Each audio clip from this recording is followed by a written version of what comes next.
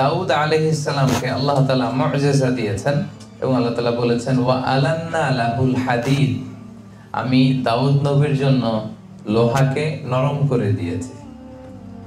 দাউদ আলাইহিস সালাম যদি লোহার মধ্যে টাচ করতেন, মুহূর্তে লোহা গলে নরম হয়ে যেত। ওই গলিত লোহা দিয়ে তিনি অনেক কিছু বানাতে পারতেন।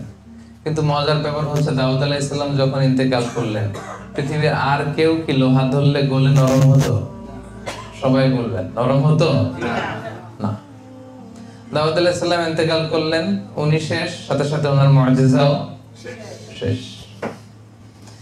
কেউ আর লোহা ধরে গলাতে পারেনি, নরম করতে পারেনি। মুসা আলাইহিস সালামকে age a proof of his প্রফিটহুড, তার নবুয়তের প্রমাণ হিসেবে আল্লাহ মুআজিজা দিয়েছিলেন একটা লাঠি। সবাই বলেন কি দিয়েছিলেন? লাঠি। এটা গেড়ে দিলে গাছ হয়ে যেত, সাগরে বাড়ি মারলে আল্লাহর নামে রাস্তা হয়ে যেত, ফেরাউনের সামনে রেখে দিলে এটা হাইয়াতান তাসা, সাপ হয়ে যেত। মুসা আলাইহিস সালাম ইন্তেকালের পরেও বনি ইসরাইলের মাঝে এই লাঠিটা ছিল, তাবুতের ভেতরে ছিল। তাবুত বাকিয়াতু মিন আলি মুসা ওয়া আলি হারুন, এখানে ছিল। মুসা আলাইহিস সালামের ব্যবহৃত পাগড়ি ছিল, জামা ছিল, এই লাঠিটাও ছিল। কিন্তু এই লাঠি আর কেউ ধরলে কি সাপ হতো? কথা বলেন। এই লাঠি দিয়ে আর কেউ লোহিত সাগরে আছাড় মারলে কি রাস্তা হতো? হতো না। তার মানে নবী বিদায়, সাথে সাথে নবীর মুআজিজাও।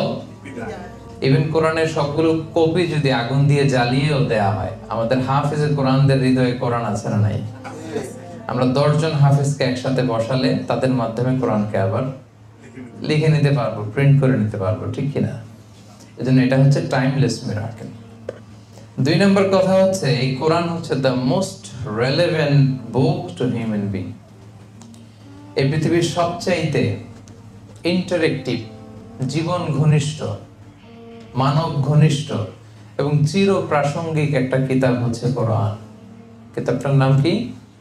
কোরআন। এটা চির প্রাসঙ্গিক, খুবই জীবন ঘনিষ্ঠ। তার প্রমাণ পৃথিবীর সবগুলো আসমানি কিতাব একবারে নাজিল হয়েছে, এটা আপনারা জানেন? তাওরাত মুসা আলাইহিস সালামের কাছে নাজিল হয়েছে তুর পাহাড়ের উপরে ফলকে করে, একবারে যা দেয়ার একবারে আল্লাহ তাআলা দিয়ে দিয়েছেন। মুসা নাও, এটা তাওরাত।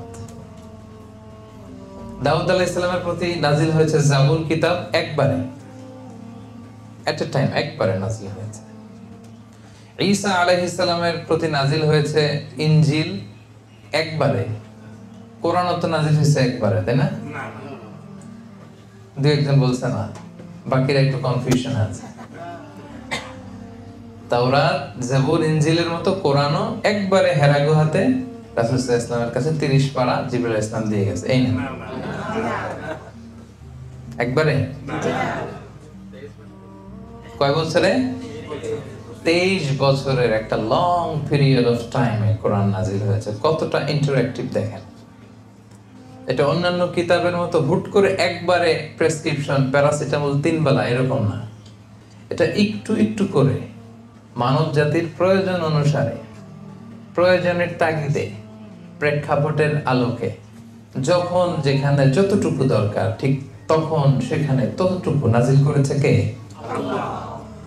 এজন্য কোরআন হচ্ছে the most interactive, the most relevant book to human being. মানুষের জন্য এর চাইতে রেলেভেন্ট প্রাসঙ্গিক গ্রন্থ আর হতে পারে না। এই কোরআন কখনো নাজিল হয়েছে হেরা পর্বতের চূড়ায় 634 মিটার উঁচু সমতল থেকে, কখনো পাহাড়ে, কখনো নাজিল হয়েছে মরুভূমিতে কোরআন, কখন নাজিল হয়েছে বাজারে, রাসূল সাল্লাল্লাহু আলাইহি ওয়াসাল্লাম বাজার করতেছেন, দরকার হয়েছে আয়াত নাজিল হয়েছে।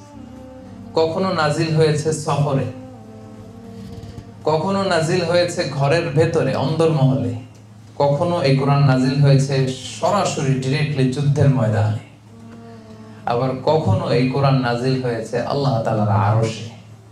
মেরাজে যখন রাসূল সাল্লাল্লাহু আলাইহি ওয়াসাল্লামকে নিয়ে যাওয়া হয়েছিল তখনও কোরআন নাজিল করেছে কে? আল্লাহ। তার মানে রাসূল যেখানে কোরআনও সেখানে। বুঝতে পারছেন কথা? এটা কেন ইন্টারেক্টিভ, কেন 23 years a long period of টাইমে কোরআন নাজিল হলো? কারণ এটা খুবই চিরপ্রাসঙ্গিক, জীবন ঘনিষ্ঠ রাসূল সাল্লাল্লাহু আলাইহি ওয়াসাল্লাম ওনার জীবনে, ওনার পরিবারে, ওনার সমাজে, ওনার রাষ্ট্রে যখনই সংকটের মুখোমুখি হয়েছে তখনই সমাধান নিয়ে হাজির হয়েছে কোরআন। এজন্য সমাধান যদি আমাদেরকে পেতে হয়, সলিউশন যদি আমাদেরকে পেতে হয়, কোরআনের সাথে আমাদের অ্যাটাচমেন্ট বাড়াতে হবে। এটা অন্যান্য কিতাবের মতো একবারে নাজিল হয়নি, এটা হুট করে নাজিল হয়ে যায়। এটা 23 বছরের লম্বা সময়ে প্রেক্ষাপট অনুসারে প্রয়োজনের তাগিদে নাজমান নাজমান কালিলান কালিলান হাসবা হাওয়াইজিল বাশার, মানুষের প্রয়োজনের তাগিদে যখনই ক্রাইসিস তখনই কোরআন, যখনই সংকট তখনই কোরআন। এটা বেশি ভালো হয়েছে না? একবারে যদি হইতো এটা তো ইন্টারেক্টিভ হইতো না। যখনই সমস্যা তখনই কথা বলে কোরআন, যখনই সমস্যার সলিউশন নিয়ে হাজির হয়। তাহলে আমরা বুঝলাম কোরআন হচ্ছে হুদাল লিন্নাস, মানব মণ্ডলীর জন্য হেদায়েত। আমরা বুঝলাম এটা হচ্ছে টাইমলেস মিরাকেল, এটার অলৌকিকত্বের শেষ হবে না কখনো। 3 নম্বরে আমরা বুঝলাম এটা the most relevant and interactive book ever for human being, মানুষের জন্য সবচেয়ে প্রাসঙ্গিক ইন্টারেক্টিভ একটা কিতাব। এবং যখনই আমাদের crisis, it's a problem solving methodology হিসেবে, প্রবলেম সলভিং বুক হিসেবে সমাধান নিয়ে আমাদের সামনে হাজির হয়। এরপর কোরআন হচ্ছে আমাদের গাইড টু সাকসেস। আমরা যদি সফল হতে চাই এই জীবনে, কোরআন হচ্ছে আমাদের গাইড বুক। আমি প্রশ্ন করব, আপনারা উত্তর দেন। বলেন তো, এই পৃথিবীতে সবচাইতে সফল ব্যক্তি কে? এই 3-4 জন বলতে পারছে যে মুহাম্মদ রাসূলুল্লাহ সাল্লাল্লাহু আলাইহি ওয়াসাল্লাম। বাকিদের মতে কে বলেন? এই পৃথিবীতে সবচাইতে সফল ব্যক্তি কে আপনার মতে? বলেন তো। এবার উত্তর দেওয়ার সংখ্যা আরো কয়েকজন বাড়ছে। এবার পেছনে যারা উত্তর দেন নাই বলেন, আপনাদের মতে এই পৃথিবীতে সবচাইতে সফল ব্যক্তি কে? বলেন তো। এই যে মাইকেল এইচ হার্টের নাম শুনছেন না? একটা বই লিখে বিখ্যাত হয়েছেন, দি 100 নামে একটা বই, the most influential person in history. সেখানে তিনি পৃথিবীর 100 জন মহামনীষী সফল ব্যক্তিদের তালিকা করেছিলেন। সেখানে তালিকা 1 নম্বরে রেখেছিলেন কার নাম? মুহাম্মদ রাসূলুল্লাহ সাল্লাল্লাহু আলাইহি ওয়াসাল্লাম। তাহলে উনি যে পৃথিবীর সবচেয়ে সফল ব্যক্তি ছিলেন, এই ব্যাপারে কি সবাই একমত? দ্বিমত নাই কেউ? সবাই একমত? আচ্ছা আচ্ছা, তাহলে সবার উত্তর মিলে গেল। এবার বলেন তো, এই যে পৃথিবীর মহা সফল যে ব্যক্তিটা ছিলেন মুহাম্মদ রাসূলুল্লাহ, ওনার গাইড বুকটা কি ছিল বলেন? হ্যাঁ, ওনার গাইড বুকের নাম ছিল কোরআন। আমরা সবাই একমত, পৃথিবীতে সবচাইতে সফল ব্যক্তি হচ্ছেন তিনি, এবং ওনার যে গাইড বুকটা ছিল সেটা হচ্ছে কোরআন।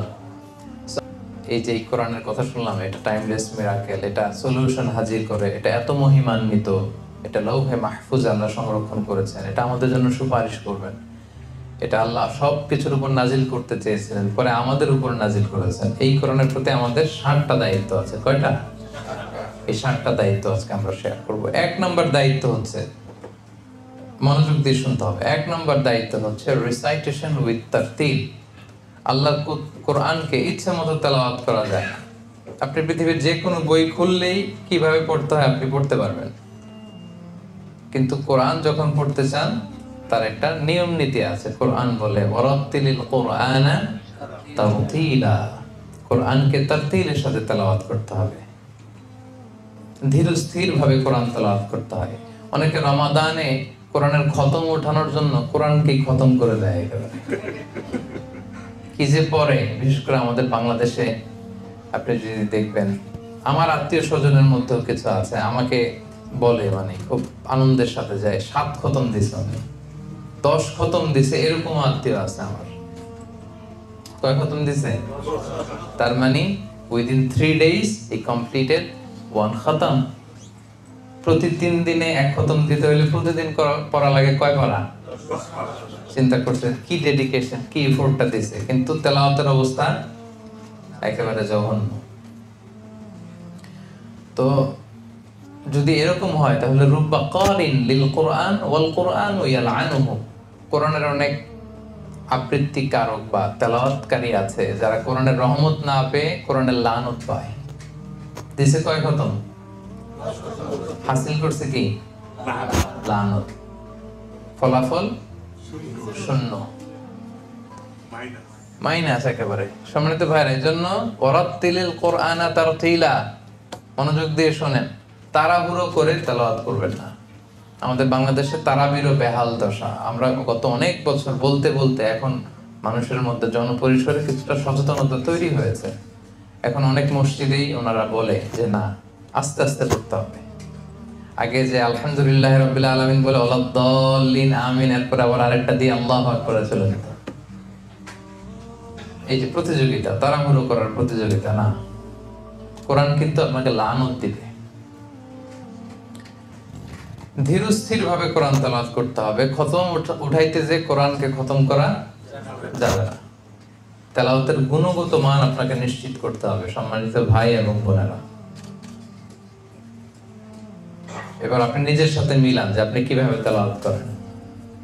ধীরস্থির ভাবে আমাদেরকে তেলাওয়াত করতে হবে। এটাকে আরবিতে তারতিল বলা হয়। ওয়ারাত্তিলিল কোরআনা তারতিলা। আপনি তাজবিদ মেইনটেইন করে, মাখারিজুল হুরুফ মেইনটেইন করে, সিফাত মেইনটেইন করে আপনি ধীরস্থির ভাবে পড়বেন। তবেই আপনি প্রতি অক্ষরে কয় নেকি? 10 নেকি। কোরআনের প্রতি অক্ষরের তেলাওয়াতে কয় নেকি বলেন? এটা তখন যখন ওয়ারাত্তিলিল কোরআনা তারতিলা, আপনি যখন তারতিলের সাথে তেলাওয়াত করবেন তখন আপনি এই সওয়াবটা পাবেন। তাহলে ফার্স্ট এন্ড ফরমোস্ট রিমাইন্ডার হচ্ছে তাড়াহুড়ো করে পড়বো না। আমরা দেখি তো বিষ্ণু ইসলাম কিভাবে পড়তেন, উনি কিভাবে তেলাওয়াত করতেন। আনাস রাদিয়াল্লাহু তাআলা আনহু বলেন, কামা রাসূল সাল্লাল্লাহু আলাইহি ওয়াসাল্লাম ইয়ামুদ্দু বিহা সাওতাহু মাদ্দান, রাসূল সাল্লাল্লাহু আলাইহি ওয়াসাল্লাম টেনে টেনে কোরআনের আয়াত তেলাওয়াত করতেন, টেনে টেনে পড়তেন। সো আমরা যেন টেনে টেনে পড়ি। আম্মা জান, আমাদের আম্মা জান রাসূল সাল্লাল্লাহু আলাইহি ওয়াসাল্লামের প্রিয়তমা স্ত্রী উম্মে সালামা রাদিয়াল্লাহু তাআলা আনহা বলেন, কানা রাসূল সাল্লাল্লাহু আলাইহি ওয়াসাল্লাম ইয়াকাত্তিউ কিরাআতাহু আয়াতান আয়াতান, তিনি প্রতিটা আয়াত পড়ে পড়ে থামতেন। এক আয়াত শেষ, স্টপ, আরেক আয়াত স্টপ। আলহামদুলিল্লাহি রাব্বিল আলামিন, থামলাম। আর রহমানির রহিম, মালিকি ইয়াউমিদ্দিন, ইয়্যাকা না'বুদু ওয়া ইয়্যাকা নাস্তাঈন। থামলাম না প্রতি আয়াত পড়ে পড়ে? রাসূলুল্লাহ সাল্লাল্লাহু আলাইহি ওয়াসাল্লাম প্রতিটি আয়াত পড়ে পড়ে থামতেন, আবার নতুন আয়াত শুরু করতেন, আয়াত শেষ, থামতেন, আবার নতুন আয়াত শুরু করতেন। মনে থাকবে তো সম্মানিত ভাইরা? আচ্ছা। এবং তিনি বলতেন, যায়্যিনুল কোরআনা বিআসওয়াতিকুম, তোমরা তোমাদের কণ্ঠে সুর করে কোরআন পড়ো। বিষ্ণু ইসলাম আমাদেরকে ওসিয়ত করেছেন যে তোমরা সুর করে কোরআন পড়বা। তিনি বুখারীর বর্ণনায় ধমকও দিয়েছেন যে লাইসা মিন্না মান লাম ইয়াতাগান্না বিল কোরআন, যে গুনগুনিয়ে নাইস মেলোডি দিয়ে নাইস ভয়েসে কোরআন পড়ে না সে আমার দলভুক্ত নয়। যে সুন্দর ভয়েস দিয়ে সুর করে কোরআন পড়ে না সে আমার দলভুক্ত নয়। কত বড় ওয়ার্নিং দেখছেন? এজন্য সুর করে টেনে টেনে প্রতি আয়াত শেষে থেমে থেমে কোরআন পড়তে রাজি আছেন তো সবাই? সুর করে পড়বেন। অনেকে বলে হুজুর আমার কোনো সুর নাই। অনেকে বলে, কে বলছে আপনার সুর নাই? বাথরুমে গেলে তো ঠিকই বাথরুম সিঙ্গার হয়ে যায়। বাথরুমের ভিতরে গেলে দেখবেন কিন্তু কাপড় কাচতেছে আর গুনগুনে গাইতেছে, তো তখন সুর আসে কোত্থেকে? তার মানে প্রতিটা মানুষের গলাতেই আল্লাহ সুর দিয়েছেন। কারো হয়তো খুবই সুরেলা গলা, কারো হয়তো কিছুটা কম, কিন্তু সুর আছে। সুর ছাড়া মানুষ নাই।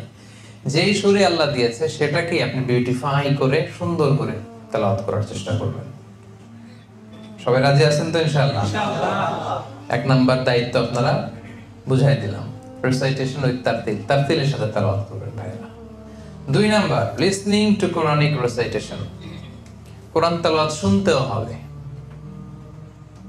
কোরআন তেলাওয়াত শুনতেও হবে, এটা অনেক বড় সওয়াবের কাজ। ওয়া ইযা কুরিআল কুরআনু ফাসতামিউ লাহু ওয়া আনসিতু লাআল্লাকুম তুরহামুন, যখন কোরআনের তেলাওয়াত হয় মনোযোগ দিয়ে শোনো, with attention, with vast concentration. ফাসমাউ বলেন নাই, সিম্পলি শোনো না, ফাসতামিউ। এখানে অক্ষর বেশি, আরবিতে বলে কাসরাতুল মাবানি তাদুল্লু আলা কাসরাতিল মাআনি। যেই শব্দে আরবিতে অক্ষর বেশি ওটার অর্থ বেশি। আল্লাহ বলছেন ফাসতামিউ, মনোযোগ দিয়ে শোনো, লাআল্লাকুম তুরহামুন, ওয়ানসিতু, চুপ থাকো, কোরআন তেলাওয়াতের সময় কোনো কথা চলবে না, চুপ থাকো, লাআল্লাকুম তুরহামুন, রহমতের বারিধারা নাজিল করবে কে? আল্লাহ। সুবহানাল্লাহ। কোরআন শুনলেও রহমত পাওয়া যায়, সওয়াব হয়। এজন্য বাসায় আওয়াজ করে কোরআন ছেড়ে দিয়ে রাখবেন, গাড়িতে কোরআন ছেড়ে দিয়ে রাখবেন, নাকি গাড়িতে গান ছেড়ে দিয়ে রাখেন? হ্যাঁ, আল্লাহর তেলাওয়াত যখন শুনতেছেন অ্যাক্সিডেন্ট হবে না, আল্লাহ তাআলা হেফাজত করবেন। তো গাড়িতে যখন উঠবেন ওখানে আমরা গান চালাবো না ভাইয়েরা, কি চালাবো? মনে থাকবে সবার? হ্যাঁ, শাইখ আব্দুর রহমান আস-সুদাইসের তেলাওয়াত অনেকে পছন্দ করে, আপলোড করে নেন, ডাউনলোড করে শোনেন। শেখ সুরাইমেরটা শোনেন। তারপরে মিষ্টি কণ্ঠ যাদের শুনতে ভাল লাগে, শেখ মিশারি রাশেদ আল আফাসি, ওনার তেলাওয়াত শুনতে পারেন। বান্দার ইবনে আব্দুল আজিজ আল বালিনের তেলাওয়াত শুনতে পারেন। মাহির মাআগালির তেলাওয়াত শুনতে পারেন। আমাদের বাংলাদেশে যারা আন্তর্জাতিক পর্যায়ে কেরাতে ফাস্ট হয়ে আসে এদেরও তেলাওয়াত পাওয়া যায় সুন্দর, আপনি শুনতে পারেন। এগুলো গাড়িতে ছেড়ে দিয়ে রাখবেন, কারণ কোরআন পড়লেও সওয়াব, শুনলেও সওয়াব।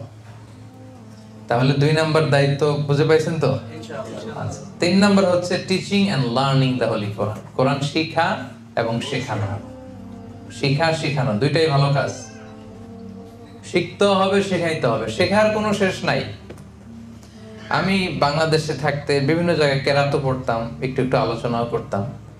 মিশরে যখন গিয়েছি আমাদের কেরাত আলহামদুলিল্লাহ শুদ্ধ ছিল, কিন্তু মিশরের অনেক আরব শায়েখদের কাছে যখন আমরা পড়তাম বলতো এইটা এইভাবে হয় না, এইভাবে, এটা এইভাবে আদায় করতে হবে। আমার এক আলজেরিয়ান শায়েখ ছিল, সে আমারে বলতেছে পড়ো, আমার আউযুবিল্লাহি হয় না এর কাছে, কি বলবো আমি, মানে হচ্ছে, সে যাচ্ছে আরো উচ্চ মাকামের। হ্যাঁ, তা আমাকে সে আরবি কবিতা দিয়ে ঠিক করে দিতেছে। আমাকে বলতেছে ওয়ারাক্কিল হামজাতা মিন আউযু وفخم الطاء ذا المشذوذ وشنشن الشين في الشيطان أفهمت يا ميزان الرحمن। কবিতা বানায় আমাকে ঠিক করে দিতেছে, বলতেছে রাক্কিল হামজা ফি আউযু, আউযুর মধ্যে আউযু, আউযু, বলতে গেলে আরো চিকন করবা।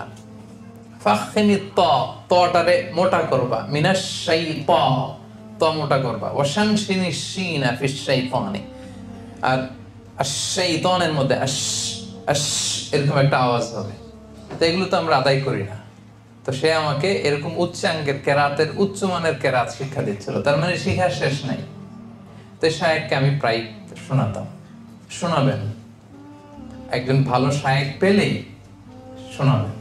আমি আমার ইউনিভার্সিটিতে অনেক হাফেজদেরকে কোরআন শোনাই, পেলেই আমি বলি একটু শোনো আমার কোরআন। আর আরব শায়েখদের পেলে তো কথাই নেই, আমি সুযোগ পেলে বলি যে একটু শোনেন। তো আপনি কোরআন শোনাবেন, কারণ কোরআন শেখানো it's a life long process, এটা শেষ নাই। খায়রুকুম মান তাআল্লামাল কুরআনা ওয়া আল্লামাহু, the best person among you who learns Quran and teaches it to others। সবচেয়ে শ্রেষ্ঠ সে যে নিজেও শিখে অন্যরাও শেখায়। আপনি একজনের শুধু সূরা ফাতিহা শিখাই দিলেন, সে আজীবন যত নামাজ পড়বে সূরা ফাতিহা, তার সওয়াব কমবে না, কিন্তু একটা পার্সেন্টেজ সওয়াব আপনার আমলনামে আছে না নাই?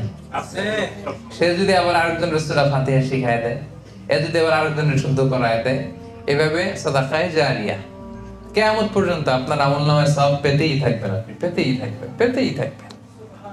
সুবহানাল্লাহ ওয়া বিহামদিহি। তো এইজন্য কোরআন যেন আমরা শিখে নেই। কোরআন কে পারেন না পড়তে আমি হাত তোলাবো না, ভয় নাই। নিজের সাথে নিজে একটু বোঝাপড়া করেন যে বয়স কত হইলো, এখনো শুদ্ধভাবে কোরআন পড়তে পারি না, কি জবাব দিব আমরা আল্লাহর কাছে? No excuse will be granted that day, for sure I am telling you. সেদিন কোনো এক্সকিউজ আপনি পাবেন না, কারণ এত সহজ হয়েছে এখন অ্যাক্সেসিবিলিটি। রবিবারে কোরআনের ক্লাস হয়, অনলাইনে কোরআনের কোর্স হয়, অভাব নাই। কি এক্সকিউজ দিবেন আপনি আল্লাহর কাছে সেদিন? সব পারেন, কোরআন পারেন না কেন? আপনি পারেন না কেন?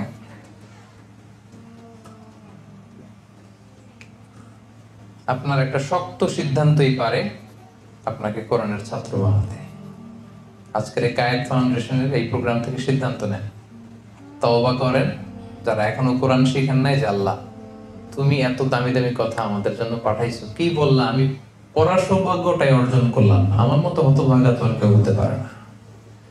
সিদ্ধান্ত নেন যে সঠিকভাবে শুদ্ধভাবে কোরআন তেলাওয়াত শিখবেন, ইনশাআল্লাহ বলেন সবাই। এবং এই বয়সে যদি কোরআন শিখেন তার ডাবল সওয়াব। রাসূল সাল্লাল্লাহু আলাইহি ওয়াসাল্লাম বলেন, ওয়াল্লাযী ইয়াকরাউল কুরআন ওয়া ইয়াতাতা'তাউ ফীহি ওয়া হুয়া লাহু শাকুন ফালাহু আজরান। যে কোরআন পড়তে যে তা'তা'a ইয়াতাতা'তাউ, এর অর্থ হচ্ছে জিহ্বায় আটকে যায়। পড়তে গেলে বয়স হয়েছে 50, এখন জিহ্বা মোটা হয়ে গেছে, পড়া যায় না, আটকে যায়, এর ডাবল সওয়াব। কোরআন পড়তেছে এই সওয়াব, আর ওই যে আটকে যাচ্ছে ওইটার সওয়াব। সুবহানাল্লাহ ওয়া বিহামদিহি। কত সহজ করে দিয়েছে আল্লাহ। তো এই জন্য আমরা কোরআন শিখবো, শিখাবো। রাসূলুল্লাহ সাল্লাল্লাহু আলাইহি সাল্লামের কাছে জিবরাইল আলাইহিস সালাম প্রতি রমাদানে পুরো কোরআনটা রিভাইজ করে শোনাতেন। সারা বছর যা নাজিল হয়েছে জিবরাইল ইসলাম রিভাইজ করতেন। এবার জিবরাইল ইসলাম চুপ, রাসূল সাল্লাল্লাহু আলাইহি সাল্লাম পড়তেন, রিভাইজ করতেন, জিবরাইল শুনতো। যে বছর রাসূল সাল্লাল্লাহু আলাইহি সাল্লাম ইন্তেকাল করবেন, ওই বছর পুরো কোরআনটা জিবরাইল রাসূল সাল্লাল্লাহু আলাইহি সাল্লামকে 2 বার শুনিয়েছেন। রাসূল সাল্লাল্লাহু আলাইহি সাল্লাম জিবরাইল ইসলামকে 2 বার শুনিয়েছেন। কোরআন এমনি এমনি আসে নাই আমাদের কাছে, এটাতে অনেক এফোর্ট, অনেক ডেডিকেশন, অনেক ব্যাপার ছিল। এবং স্বয়ং রাসূলুল্লাহ সাল্লাল্লাহু আলাইহি ওয়াসাল্লাম, আমরা তো মানুষের কাছে কোরআন শোনাইতে গেলে লজ্জা লাগে, রাসূলুল্লাহ সাল্লাল্লাহু আলাইহি ওয়াসাল্লাম সাহাবীদেরকে কোরআন শোনাতেন। সাহাবীদের মধ্যে সবচেয়ে বড় কারি সাহাবী ছিল উবাই ইবনে কাব। উবাই ইবনে কাবের কাছে যে রাসূল সাল্লাল্লাহু আলাইহি ওয়াসাল্লাম বলেন, ইয়া উবাই ইন্নাল্লাহা আমারানি আন আকরা আলাইকা কুরআন। হে উবাই, আল্লাহ আমাকে আদেশ দিয়েছে আমি যেন তোমারে কোরআন শোনাই। হে উবাই, আল্লাহ আমাকে অর্ডার করেছে আমি যেন তোমার কাছে যে কোরআন করি, তোমারে কোরআন শোনাই। উবাই বিশ্বাস করতে পারলেন না। উনি বললেন, কি বললেন, ইয়া রাসূলুল্লাহ, আল্লাহু সাম্মানি, আল্লাহ আমার নামটা, সরাসরি আমার নামটা ধরে বলছে। আল্লাহু সাম্মানি, রাসূল সাল্লাল্লাহু আলাইহি ওয়াসাল্লাম বললেন, নাম, তোমার নাম ধরে বলেছে। উনি আবার বললেন, আনা যুকিরতু ইনদা রাব্বিল আলামিন, আমি আরশের মালিকের সামনে আমার নামটা উচ্চারিত হয়েছে, উনি আমার নাম নিছে। রাসূল সাল্লাল্লাহু আলাইহি ওয়াসাল্লাম বললেন, না, হ্যাঁ ভাই, তোমার নাম বলেছে। উনি আবেগ আপ্লুত হয়ে কান্নায় ভেঙে পড়লেন। রাসূলুল্লাহ সাল্লাল্লাহু আলাইহি ওয়াসাল্লাম উবাই ইবনে কাবকে কোরআন শোনাতেন। ইবনে মাসউদ রাদিয়াল্লাহু তাআলা আনহুকে, এগুলো সব বুখারীর হাদিস, সংক্ষেপে আমি শুধু শোনাচ্ছি। ইবনে মাসউদ রাদিয়াল্লাহু তাআলা আনহুকে বললেন, ইবনে মাসউদ, ইকরা আলাইয়াল কোরআন, তুমি একটু কোরআন পড়ো তো। ইবনে মাসউদ বললেন, আকরাউ আলাইকা ওয়া আলাইকা উনজিল ইয়া রাসূলুল্লাহ, আপনার কাছে কোরআন নাজিল হয়, আপনার সামনে আমি কিভাবে কোরআন পড়বো? রাসূল সাল্লাল্লাহু আলাইহি ওয়াসাল্লাম বললেন, ওয়া ইন্নী উহিব্বু আন আসমাআহু মিন গায়রি, আমি যেমনি অন্যকে কোরআন শোনাতে পছন্দ করি, আমি অন্যের থেকে শুনতেও পছন্দ করি। তার মানে রাসূলুল্লাহ সাল্লাল্লাহু আলাইহি ওয়াসাল্লাম স্বয়ং উনি সাহাবীদের কাছে বসে কোরআন শোনাতেন, আবার কোন সাহাবীর কাছ থেকে কোরআন শুনতেন। তার মানে কোরআন পড়া, শোনা, শোনানো সবটাই সওয়াবের কাজ। আপনি আপনার স্ত্রীর কাছ থেকে শুনবেন, আপনি আপনার স্ত্রীকে শোনাবেন, আপনি আপনার সন্তানের কাছ থেকে শুনবেন। এখন তো সহজ হয়ে গেছে, হোয়াটসঅ্যাপে আমি রেগুলার শুনি আমার ওয়াইফের কাছ থেকে কোরআন তেলাওয়াত, আমার মেয়ের কাছ থেকে কোরআন তেলাওয়াত, আমিও পাঠাই, ওরাও পাঠায়, ওরা ভুল করলে আমি আমার ভয়েস দিয়ে শুধরে দিই। এখন তো সহজ। আপনি কোন এক্সকিউজ দিয়ে পার পেতে চান বলেন? আমি পারি নাই, বুঝি নাই, শিখি নাই, পাই নাই। No excuse will be granted that day. কোনো এক্সকিউজ আপনি দিতে পারবেন না। সো আমরা যেন কোরআন পড়ি, আমরা যেন অন্যকে শিখাই। সম্মানিত ভাইরা, পারা যাবে তো ইনশাআল্লাহ? আচ্ছা, তাহলে 3 নম্বর দায়িত্ব বুঝে পাইলে। 4 নম্বর দায়িত্ব হচ্ছে মেমোরাইজেশন, মুখস্থ করা। কোরআন মুখস্থ করাটাও কিন্তু আমাদের দায়িত্ব। ইন্না নাহনু নাযালনা যিকরা ওয়া ইন্না লাহু লাহাফিজুন। আমি আল্লাহ কোরআন নাজিল করেছি, কোরআন হেফাজতের দায়িত্ব আমি আল্লাহ নিয়েছি। এখন আমি শুরুতে সূরাতুল বাকারার 158 নম্বর আয়াত তেলাওয়াত করেছি, যেখানে আল্লাহ তাআলা ইরশাদ করছেন, শাহরু রমাদান আল্লাযী উনজিলা ফীহিল কুরআন হুদাল লিন-নাস ওয়া বায়িনাতিন মিনাল হুদা ওয়াল ফুরকান। অর্থাৎ এই রমাদান মাসে কোরআনকে নাজিল করা হয়েছে এবং এটা হচ্ছে হুদাল্লিন নাস, মানুষের জন্য এটা হচ্ছে হেদায়েত স্বরূপ। আল্লাহ বলেননি যে হুদাল্লিল মুত্তাকিন, মুত্তাকিদের জন্য হেদায়েত স্বরূপ, হুদাল্লিল মুসাল্লিন, শুধুমাত্র মুসল্লিদের জন্য এই কোরআনটা হেদায়েত স্বরূপ, এরকম আল্লাহ বলেছেন? বলেননি। আল্লাহ তাআলা বলেছেন হুদাল্লিন নাস, গোটা মানব মণ্ডলের জন্য এই কোরআনটা হচ্ছে হেদায়েত স্বরূপ। ওয়া বাইয়িনাতিন মিনাল হুদা, এবং হেদায়েতের সুস্পষ্ট নিদর্শন। ওয়াল ফুরকান, এবং সত্য মিথ্যার পার্থক্যকারী হিসেবে এই কোরআন এসেছে। It differentiate between right and wrong. আপনি যখন কোরআন পড়বেন, কোরআন বুঝবেন, কোরআনের মেজাজ যখন নিজের মেজাজকে সাজাবেন, কোনটা সত্য কোনটা মিথ্যা এটা আপনি আইডেন্টিফাই করতে পারবেন। ফুরকান, আপনার মধ্যে এরকম একটা ক্যাপাসিটি আসবে, আপনি শুনলেই বুঝবেন না এটা তো ভণ্ডামি, শুনলেই বুঝবেন না এটাই হক। এটার জন্য এত ফতুয়া জানা আপনার লাগবে না, এত ডক্টরেট ডিগ্রি আপনার লাগবে না, আপনি নিজেই বুঝতে পারবেন। এতটুকু আকল আল্লাহ তাআলা আমাদেরকে দিয়েছেন। তাহলে এটা হচ্ছে গোটা মানব মণ্ডলীর জন্য হেদায়েত। আমাদের হিন্দু ভাইরা কোরআন থেকে হেদায়েত নিতে পারবে, আমাদের নাস্তিক ভাইরা কোরআন থেকে হেদায়েত নিতে পারবে, বৌদ্ধরা কোরআন থেকে হেদায়েত নিতে পারবে। এটা আমাদের শুধু নিজেদের একার সম্পদ না, আমরা মুসলিমরা শুধু এটা আমাদের কিতাব না, এটা মানব মণ্ডলীর জন্য আল্লাহ তাআলা নাজিল করেছেন। এবং এই কিতাবটা আল্লাহ তাআলা এই বরকতময় রমাদানুল মুবারাকে নাজিল করেছেন। এবং এই কোরআন আল কারীমটা এটা হচ্ছে একটা টাইমলেস মিরাকেল। আই রিপিট, আমি আবারও বলছি, এই কোরআনে কারীম এটা হচ্ছে একটা টাইমলেস মিরাকেল, আলটিমেট মিরাকেল। এটা হচ্ছে এমন একটা মুআজিজা যেটা চিরন্তন মুআজিজা, এটার মুআজিজার কোনো শেষ নাই। দেখেন, আমরা সূরাতুল ফাতিহা প্রতিদিন পড়ি, তারাবির নামাজে 20 রাকাত পড়ি 20 বার, সারাদিনের নামাজে কমপক্ষে 17 বার। এতবার আমরা সূরাতুল ফাতিহা পড়ছি। যার বয়স 50 সে কমপক্ষে গত 40 বছর যাবত এভাবে পড়তেছে। কখনো কি মনে হয়েছে যে সূরাতুল ফাতিহাটা একটু পুরাতন হয়ে গেছে, অনেক পুরান হয়ে গেছে, 40 বছর ধরে পড়ে, এখন নতুন কিছু একটা পড়া দরকার? এরকম ফিলিং কি আমাদের কখনো হয়? কথা বলেন, কখনো হয়? হয় না।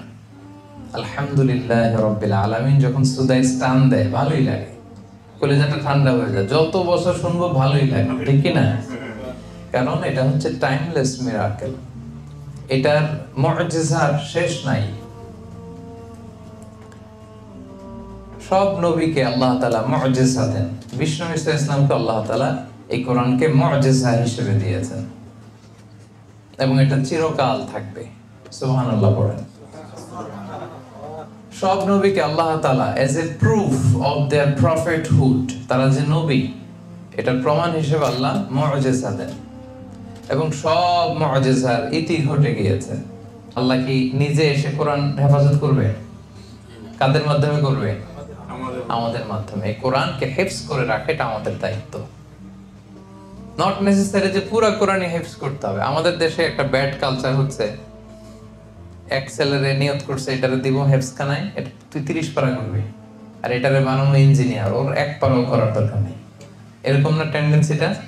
মানে যারা হেফজখানায় পড়বে ওরা দুনিয়ার সব দায়িত্ব নিয়ে আসছে কোরআন হেফাজত করার। আসলে ব্যাপারটা এমন নয়। আমাদের প্রত্যেকের দায়িত্ব এই কোরআনকে হেফাজত করা, পড়ার মাধ্যমে, হিফজ করার মাধ্যমে, রিভাইজ করার মাধ্যমে, মেমোরাইজেশন করার মাধ্যমে।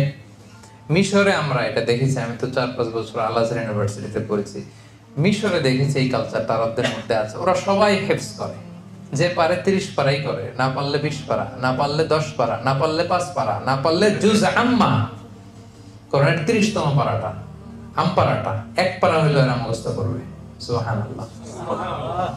মিশরি ড্রাইভারদের দেখতাম সামনে সবসময় কোরআন রাখতো। তো আমি এক ড্রাইভারকে একদিন জিজ্ঞেস করতেছি, হাবিবি হাফিজতা কাম গুজ মিনাল কোরআন, কয় পারা মুখস্থ করছস? আল্লাহ মা আলিশ বা 10 আজজাস। মানে সে লজ্জা পেয়ে গেছে, বলতেছে আমি আসলে খুব লজ্জিত, আমি তো বেশি পারি নাই, মাত্র 10 পারা। পেশায় কি? পেশায় ড্রাইভার। আর আমাদের দেশের ড্রাইভার গুলা দেখেন, গাঞ্জা খেয়ে এরপরে ট্রাক নিয়ে নামে রাস্তায় ইয়াবা খেয়ে, সিগারেটের গন্ধে আপনি কাছে যেতে পারবেন না। আর ওখানে ড্রাইভাররা মুখস্থ করতেছে, পরিবেশ ওটা করে নিছে, সবাই মুখস্থ করে 5 পারা 10 পারা, ভেরি কমন, এটা সবাই, এটা জিজ্ঞেস করা লাগে না। 5 পারা 10 পারা এটা প্রত্যেকেরই মুখস্থ।